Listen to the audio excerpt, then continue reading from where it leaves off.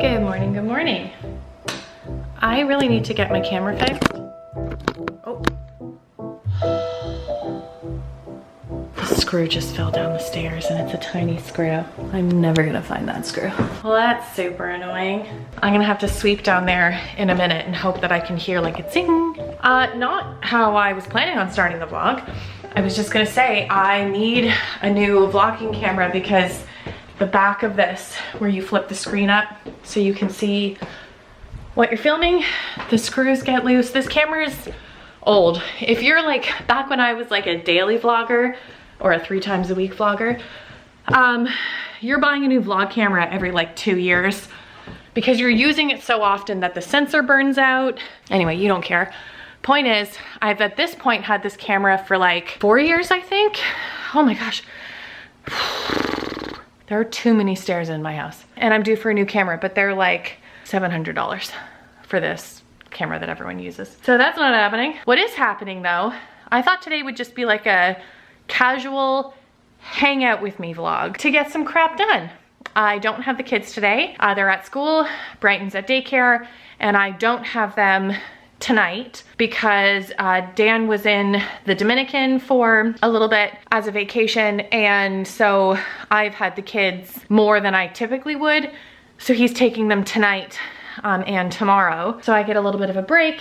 So I thought I would just do some stuff, get some stuff done. I have been wanting to kind of rearrange the loft for a while. I was gonna do it as one of my room revivals, but there isn't like enough to do to make it a makeover video, you know what I mean? I want to change the location of this couch. I want to get a couple baskets for up there, and I want to go through the toys. It's not going to be enough to do like a video on. The couch is meant to be an L-shaped couch, but I have set it up like this just because it was comfy with watching the TV. To be honest, this was not the world's most comfortable couch when I got it. At first I was like, it's fine, it's fine, it's fine. And then after a couple weeks, I was like, this couch is not comfortable. It's very stiff. So I was kind of disappointed. I love Article stuff. It's from Article. Their quality is incredible, but I was like, oh, I was hoping it was gonna be as soft as their timber chairs, which I have in the living room. Those are like amazing, but it was very stiff. However, now that I've had it for, I guess, a year, a little bit over a year, and it's gotten a lot of traffic, a lot of booties have sat on there, a lot of kids have jumped on there. It's worked in and it's comfortable now. It's still on the stiffer side of a couch, but I could say it's comfortable now. So I want to kind of move it around. I want to kind of just tidy up a little bit, take some inventory of some toys. Santa is coming soon-ish, and so I just kind of want to take inventory. I feel like the boys specifically have really changed the type of play that they do over the last year. They're 7.5 and 5.5 now, and I feel like they're not playing with the type of toys that they used to play with. A lot of their toys are video games, which I don't love, but they love. And then a lot of their other play is Lego. They're still Lego obsessed, but it's mostly like imaginative play. They play with their Nerf guns quite a bit, but it's like imaginative play. It's pretending that someone is something and whatever. Yeah, I feel like the toys could use a bit of an overhaul, and the type of toys that Brighton plays with, she's drawn to very different toys than the boys were ever drawn to. So I feel like there's some stuff that we could get rid of. I'm also gonna do a lot of other kind of errand runny, hanging out stuff today, but this is what we're starting with. There's the lights going on in here, you know? I somehow have too many throw pillows and also not enough at the same time. I don't know how that is possible, it just is. Why are there bits of paper everywhere?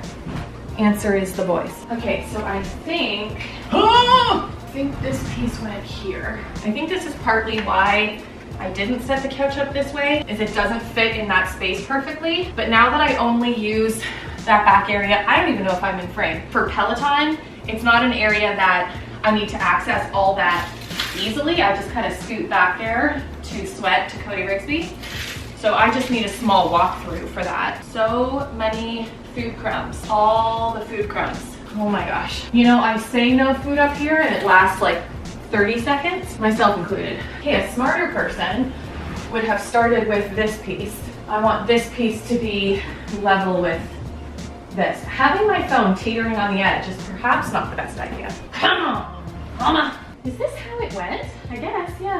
This is good actually.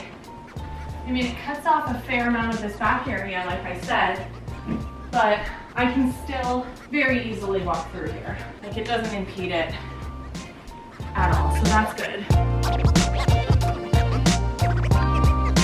Okay. I know it's the fashion to have like one end of the couch not have an arm, and especially on like L-shaped couches to have one side that's like this. I don't like it. I'm just gonna put it out there. I find it a little awkward. I mean, it actually works really well in this space because then when you're coming up the stairs, you don't have a visual block, so it'll feel more open, but in general, I just feel like it looks kind of awkward. But it's apparently I'm wrong because it's very, very much in fashion. I was looking for a while for a sectional for downstairs, and it was really hard to find one that had arms on both sides. So, you know, it's definitely all the rage. I just don't find it all that comfortable. I feel like it looks awkward. Maybe I actually want the side table here. I feel like that kind of works. Because if we're sitting on the couch, you can have your snack or your tea or whatever resting there. And the kids are the ones that would be on this side more so, and that wouldn't affect their feet. So I kind of like that actually. This is this area, which is the dress up area. So this is something that gets a lot of use. It's all the kids' old Halloween costumes, and they like to dress up a lot. That's something that gets dumped out often. Also, this car Brighton does not use anymore, so this is something I can sell. This race car belongs somewhere else. This money on the ground. Why is there a bunch of coins on the ground? The answer is kids. The answer is kids. Put that in my pocket and it will go into the kids' piggy bank. See how this couldn't be its own transformation video? Like, it's more just of a tidy up. I'm not really like transforming anything. These blocks get a lot of use. I thrifted these. I had a set of these when I was a kid and I used to love playing with them, and so when I saw them at Value Village, I was like, heck yes. The kids do not use this tent, but I use it to hide the blocks. But I'm wondering if I need to do that or if I can just throw the blocks. You know what? Some kid's gonna enjoy playing with this more than I'm going to enjoy hiding the mess. I'm gonna stack them nicer and it's gonna stay that way for 7 seconds, but it'll make my heart feel good for a little bit. I used to get really annoyed when, not at my kids, but just like in general, when I would tidy up the toys and then it only stayed neat for like a second, and it would always be like, as soon as I finished tidying them, I'd leave the room to make a cup of tea and come back to a complete disaster. And I would be like, just frustrated. And I have realized in taking my mental health break that that was much more about my OCD than it was about anything else, and learning to get comfortable when things aren't perfectly neat and organized really helped my anxiety. You know, I feel calmer when things are really streamlined and organized, but when things are disorganized, I'm still safe and everything is still okay.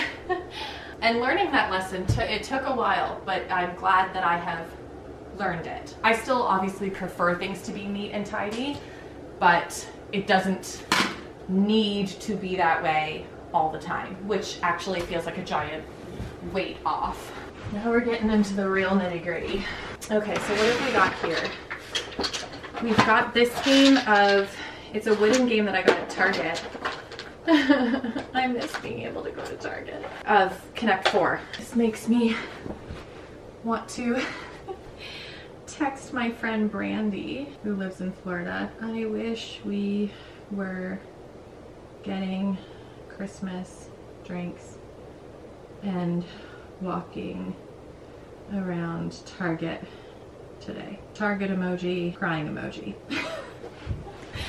Moving on. Okay. So this toy, it's like a build it. My dad got it for Cohen, and you can build like a bunch of different trucks a bunch of different ways with just this one set. Cohen does play with this still. This set here, it's like a Domino's set. I think it was meant to be Jenga, but it's so tiny, it doesn't really work, and the kids never really played with it, so we will be donating that. Okay, this money set, oh, the kids broke it. Just noticing that now. I will have to glue this with some wood glue. It's a beautiful wooden cash register that I was really hoping the kids would play with a lot. I got it at Target. It's from the Hearth and Hand. I think I got it when I was at Target with Alexandra. I think there's a good chance I even vlogged it when I got it. It comes with all this like felt money and wooden coins. I will say the coins do get stuck behind this often, but the kids just don't really play with it. Guns. Something I never thought I would have, even being a boy mom. I was just like, I don't want the violence. I don't want to teach my boys to be violent. And then I realized, no, they do that all on their own. I didn't have to teach them, they just do it. My sister got them this like bow and arrow thing. Honestly, they play with the Nerf guns more than they play with these. Did I finish that thought? The point that I was trying to make is they turned anything into guns. As soon as they got into that type of play, I didn't need to facilitate that or curb it in any way. I brought up this Hot Wheels launcher that, to be honest, my sister got the boys and they never play with it, but Brighton plays with it a fair amount, so brought that up. Then I have Ford's Magic set that he got for Christmas last year. And this is an example of toys that he plays with quite a bit. This is the type of play that he engages in. More pretend play or they're honestly out riding bikes and stuff. They don't really play with the toys so much anymore, other than in terms of just straight up toys. They do still play with Lego. I put the magic stuff away and I'm actually shocked at how well it fit into that bin. I vacuumed and I am so happy with how the loft turned out. You guys will see that this wasn't like enough to put in its own video, but I'm really happy with how everything turned out. So we've got the toys over here, kitchen play set here, all of our technology, and then my workout stuff, our dress up stuff. I've got all of our puzzles and board games, which we do a lot as a family, in this bin. And then I've moved the couch over here. There's still plenty of room to walk through to do my workout. And the reason why this workout stuff is over here is because if I'm doing that type of workout, it's usually a tone it up workout, and so I'll put that on the TV. This looks way more peaceful and organized. It's more accessible to the kids. The kids have enough to play with, but not so much toys that it kind of distracts. I find if my kids have too many options, they end up just making a mess and not playing with any of it. Whereas if I have like 5 or 6 toys for each of them that they love to play with, that can get 3 to 6 hours of play out of it every day. So that's great. I'm loving this. Okay, on to the next task. Eating my kids' Halloween candy. Doesn't get better. I don't even like white chocolate. Doesn't matter. Eating your kids' Halloween candy. I call it the mom tax. Secret joys of parenthood. Woo! That I feel like every parent, every normal parent enjoys. Somehow it just tastes better. I also feel like, I don't know about you, if you're a parent, but my kids get super feral when they've been having, you know, 2 or 3 Halloween treats a day for days and weeks on end. They turn quasi-feral, and because of that, I am quite happy to have the Halloween candy run out on the earlier side of things. Down here, in case you're wondering, we've got books. We've got this ice cream cart that Brighton likes to play with a lot. The kids take each other for rides on this all the time. The boys are obsessed with the Magnetiles. They play with that all the time.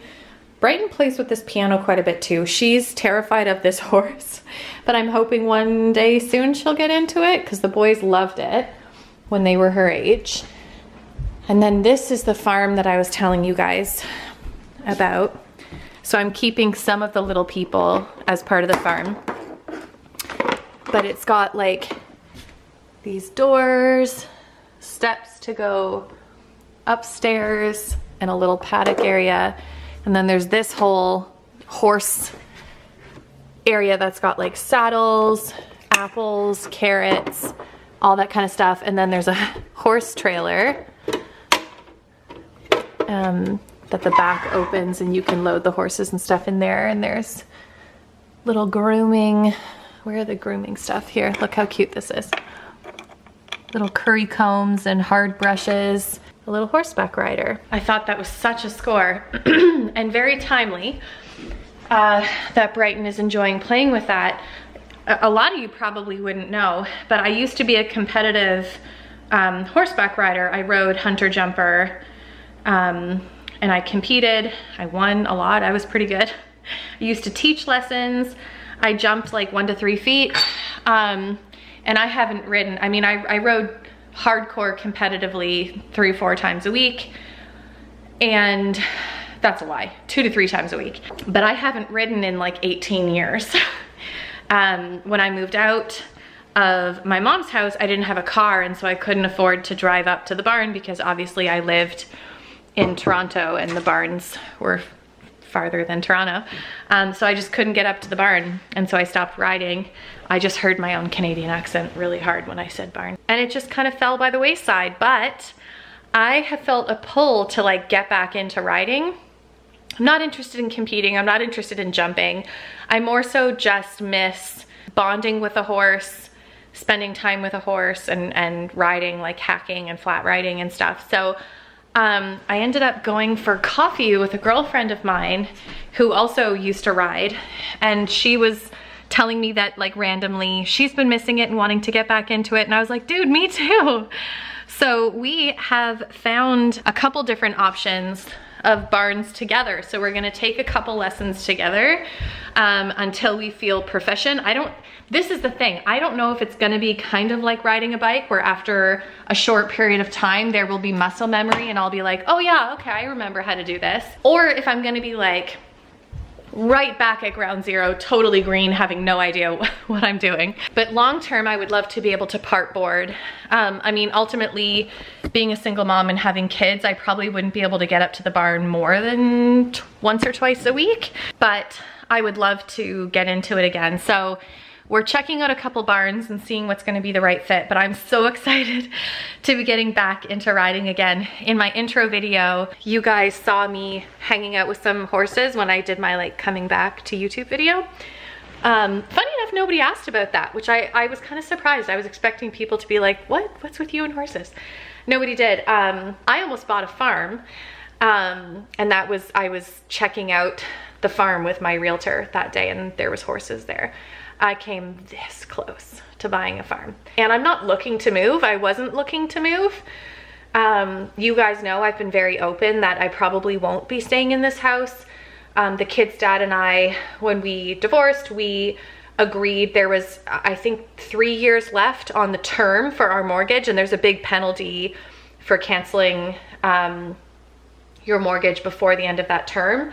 And because it was a very amicable divorce, we agreed to just continue paying half of the mortgage each and seeing it as an investment property. And then when the term is up, which I think is in 2 years, 2.5 years, something like that, then either I can buy him out, he can buy me out, or we can sell the house and buy our own things.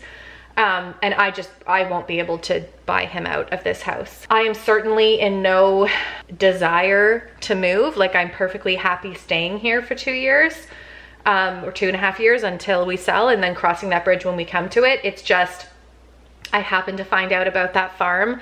It was like the right price, the right size. It wasn't too big. It was manageable for one person. It just seemed like it was kind of perfect.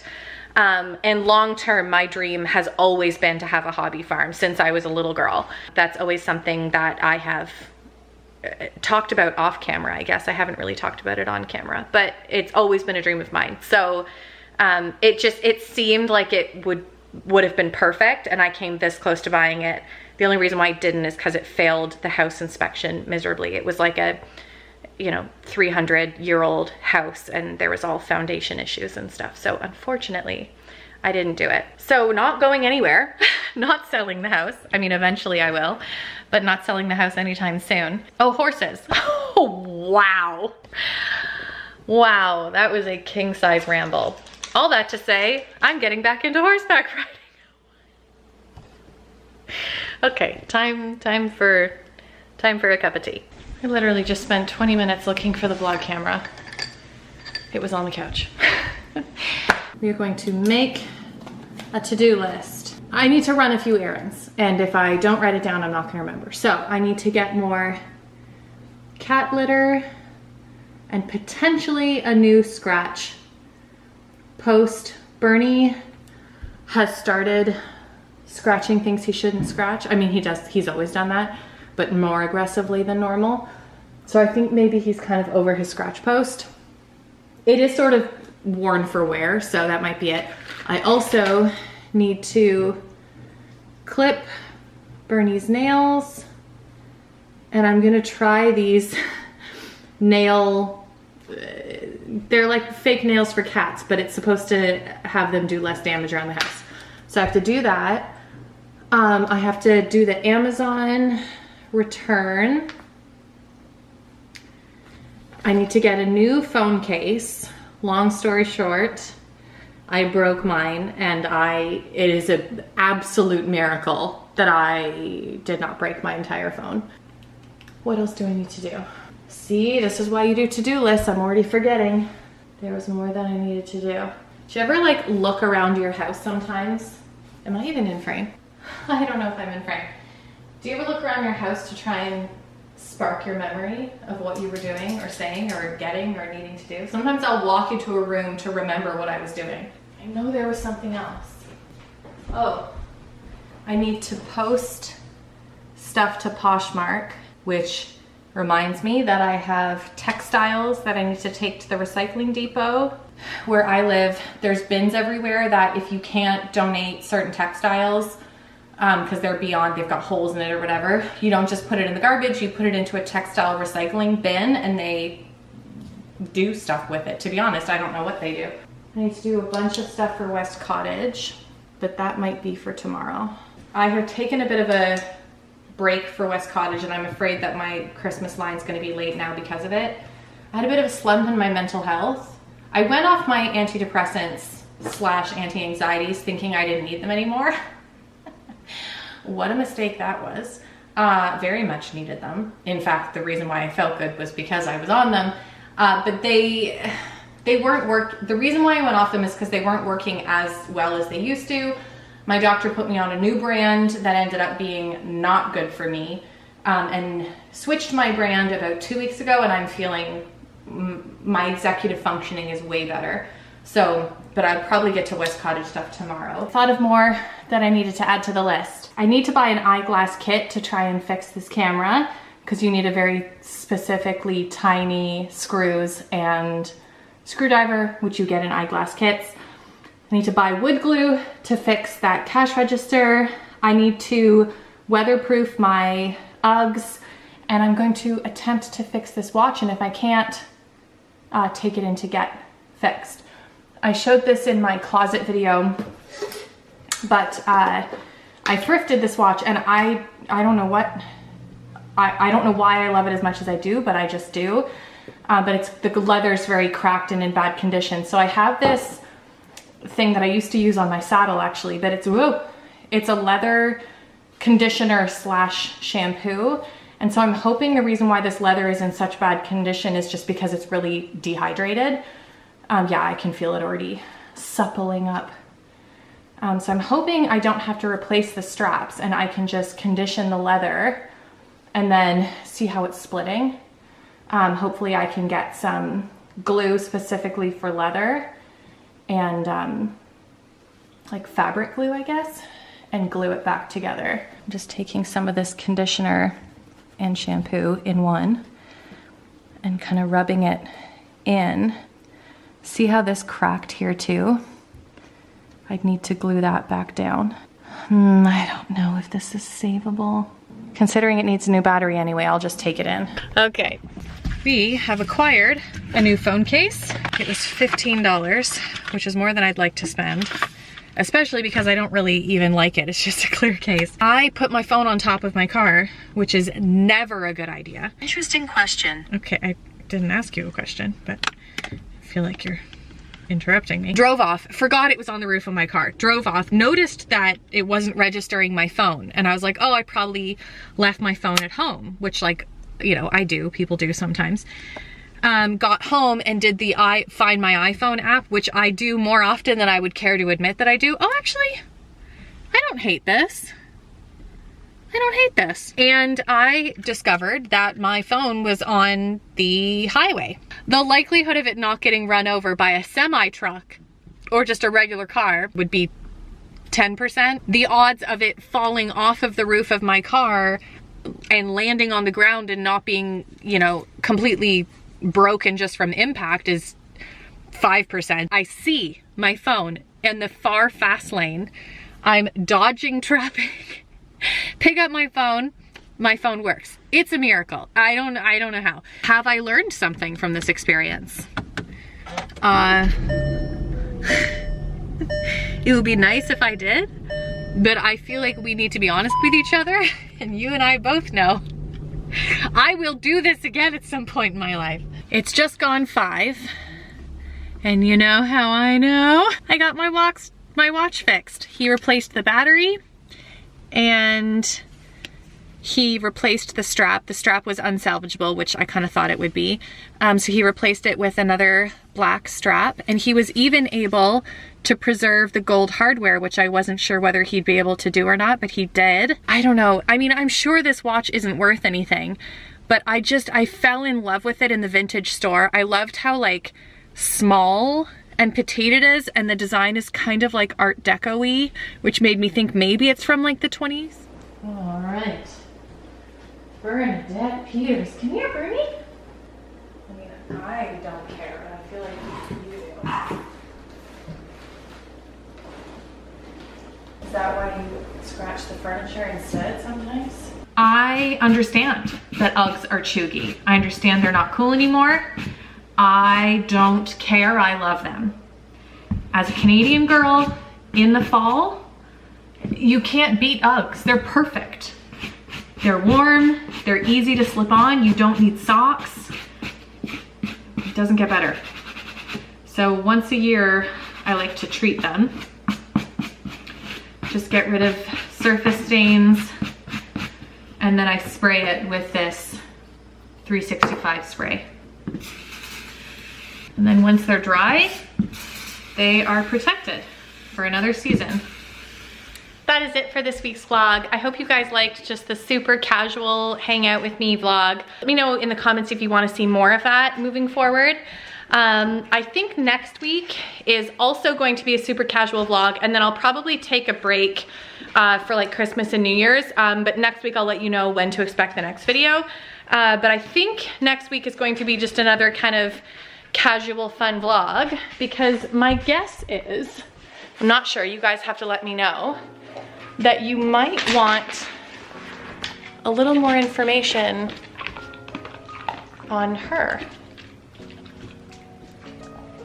Stay tuned for next week.